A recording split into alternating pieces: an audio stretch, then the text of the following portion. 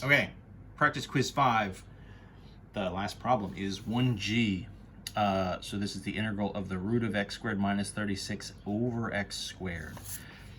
So this is the third form, right? So now this is the form, the other subtraction form. So x squared minus a squared. And my a value here, right, if I'm talking about 36 underneath, then this guy's going to be 6.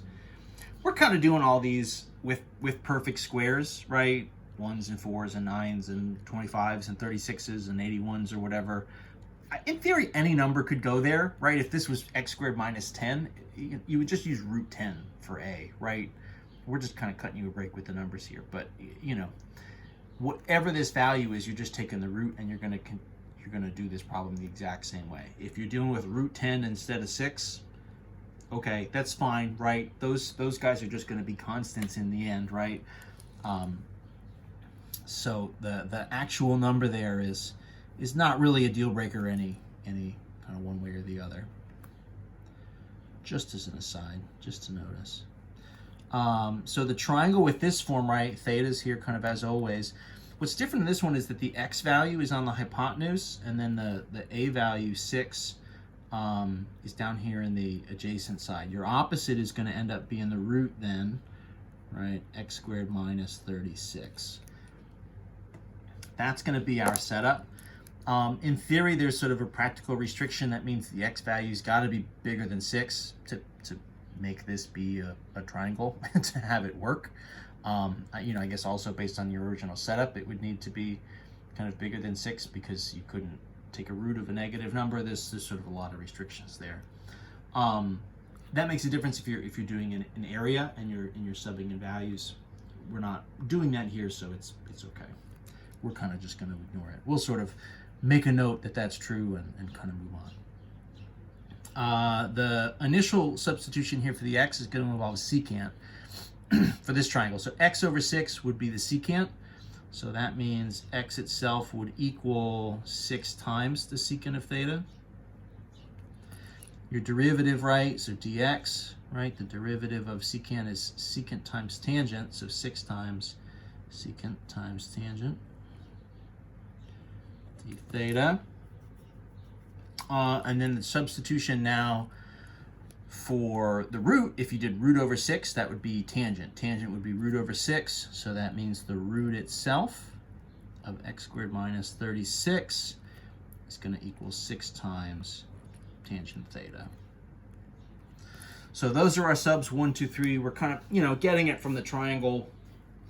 You know, you maybe just kind of have it semi-memorized at this point. I would say each time, even if you kind of have those substitutions, if you just kind of know them, having the visual of the triangle is definitely important. You're going to need it probably at the end when you have to sub back in and get everything in terms of your x's. So I would say still draw that triangle absolutely every time, even if you kind of know these subs offhand at this stage. The root was 6 times tangent, so 6 tangent theta on top. X is 6 times secant, so x squared on the bottom, so that'd be 6 times secant theta, quantity squared. And then my dx, my derivative, is 6 secant tangent. So 6 secant times tangent theta d theta. Okay. So what's going to happen? All the 6's are going to cancel, right? 6 and 6, and then this would be 6 and 6. So those guys are gone. This secant will cancel one of the secants underneath. So this is going to be tangent times tangent. So this would be like a tangent squared over secant of theta.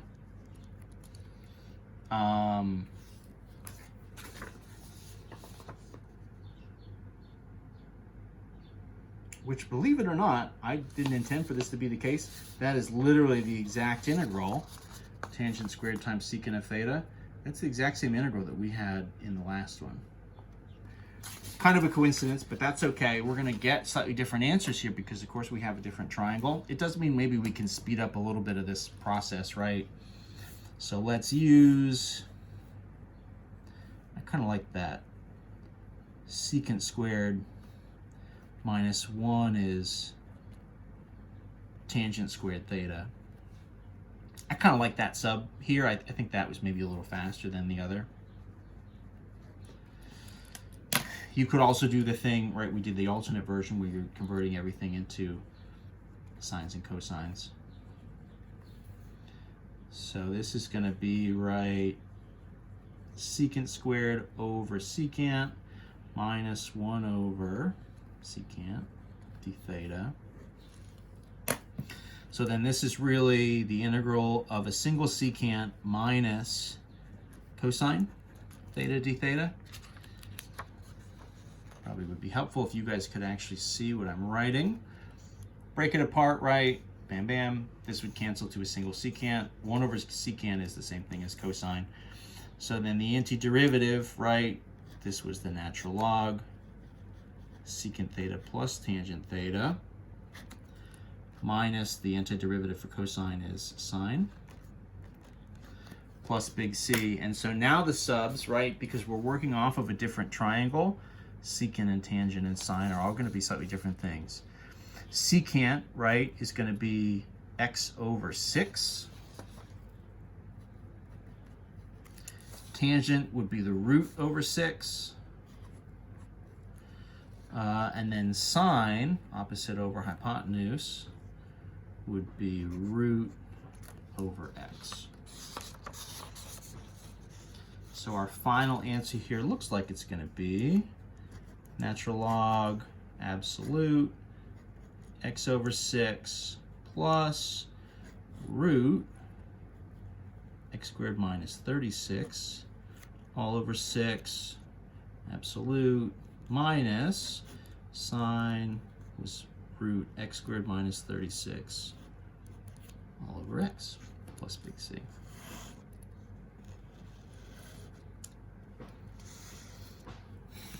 And there we go.